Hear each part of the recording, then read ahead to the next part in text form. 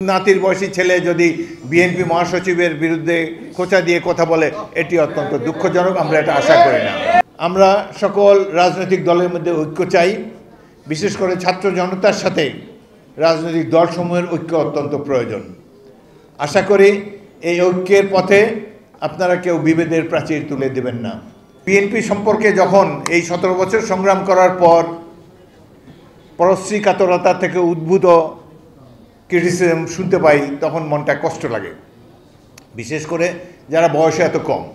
Professor Yunus একটা কথা বললে বা আসিফ নজরুল বা অন্যান্য উপদেষ্টা যাদের যথেষ্ট বয়স হয়েছে, যারা পরিচিত জনগণের কাছে, তারা একটা কথা বললে মানায়, কিন্তু নাতির বয়সী ছেলে যদি বিএনপি মহাসচিবের বিরুদ্ধে খোঁচা দিয়ে কথা বলে এটি অত্যন্ত দুঃখজনক। আমরা এটা আশা করি না, আমরা এটি আশা করি না।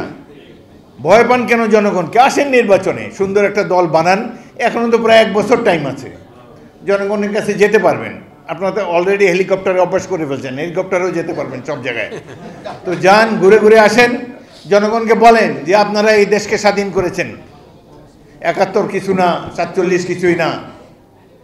আরে ভাই, 71 তো দেখেন না? 71 সালে কিভাবে গ্রামে গঞ্জ থেকে পঙ্গপালের মতো হয়ে যশোর ক্যান্টনমেন্টে 8 ঘন্টা যুদ্ধের পর যখন বেরিয়েছি, ভেবেছিলাম যে বাংলাদেশে আমি একাই বোধহয় বিদ্রোহ করেছি। জানতাম না বাস্তব পরিস্থিতি।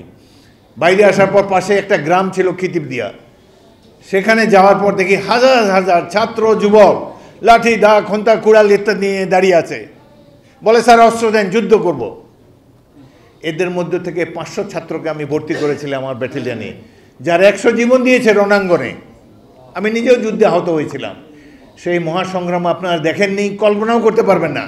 খালি ভীতু বাঙালিদেরকে দেখে আপনারা অভ্যস্ত হয়েছেন, বীরশ্রেষ্ঠদেরকে দেখেন নেই, 71-এর লড়াকু তরুণদেরকে দেখেন নাই। 250-টিরও বেশি ডিজাইন অপশন নিয়ে ওয়ালটন স্মার্ট ফ্রিজ, বোঝে আপনার প্রয়োজন। এই দেশ আমরা যুদ্ধ করে স্বাধীন করেছি, ভারত স্বাধীন করে নাই। ভারতের অংশগ্রহণ না হলেও আমরা দেশ স্বাধীন হতাম। এখন সীমান্তে আমার প্রতিবেশী দেশ আবার গন্ডগোল শুরু করেছে। তাদের পছন্দের নেত্রী বিদায় হয়েছে, তাদেরও গাত্র জ্বালা শুরু হয়েছে। বাংলাদেশে মানুষের ফসল কেটে নিয়ে যান, আম গাছ কেটে নিয়ে যান, নানাভাবে গুলি করে সীমান্তে প্রতিদিন মানুষ হত্যা করেন। আমরা নীরবে অবলোকন করছি। ভুলে যাবেন না, এই দেশটা যুদ্ধ করে আমরা 71 সালে স্বাধীন করেছি। প্রয়োজন হয় আবারও ইনশাআল্লাহ আমরা যুদ্ধের ময়দানে একবার 27 বছর বয়সে যুদ্ধ করেছি, এখন 81 বছর বয়সে আবারও অস্ত্র ধারণ করব সকল অন্যায় এবং অবিচারের বিরুদ্ধে।